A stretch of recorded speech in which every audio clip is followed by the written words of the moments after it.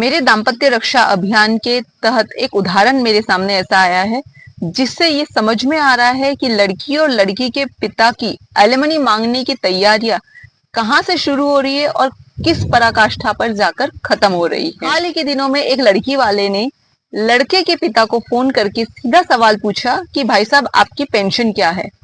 लड़के का पिता हकबका गया और उसने पूछा कि भाई साहब आप मेरी पेंशन क्यों जानना चाहते हैं। तो लड़की का पिता बड़ी शान से कहता है कि भाई साहब मेरी बेटी है, मुझे इसका विवाह करना है और मैंने आपका घर, गाड़ी, लड़का क्या करता है, लड़के का व्यवसाय, लड़के की आय सब पता कर लिया है। बस मेरे सामने एक सवाल जिसकी जानकारी मुझे कम थी, इसके लिए मैंने आपको फोन किया, वो था आपकी पेंशन। आपकी पेंशन मुझे जानना है, इसलिए मैंने आपको फोन किया।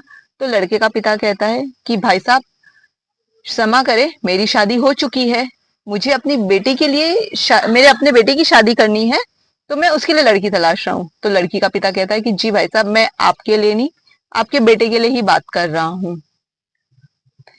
सोचिए, पिता की पेंशन, एलिमनी की तैयारी यहां तक है कि पिता की पेंशन कितनी है ये लड़की और लड़की के पिता जान सके।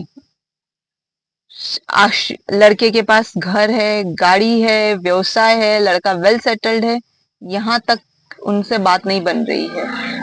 अब बात पेंशन पर आकर अटक गई है और शर्म आनी चाहिए लड़की और लड़की के पिता को कि उस बूढ़े माता पिता की, उस बूढ़े पिता की पेंशन पूछकर उनके बुढ़ापे का सहारा भी वो छीनने की तैयारी कर रहे हैं।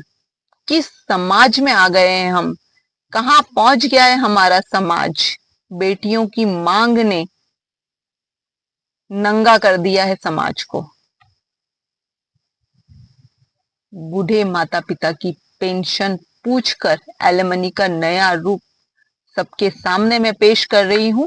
जिन भी लड़कों के पिता अपने लड़कों के लिए लड़की तलाश रहे हैं, सावधान हो जाइए। और ऐसे कुछ उदाहरण और है लड़की वालों के द्वारा लड़के वालों को पूछे गए, समय समय पर मैं जरूर आपको अवगत कराऊंगी।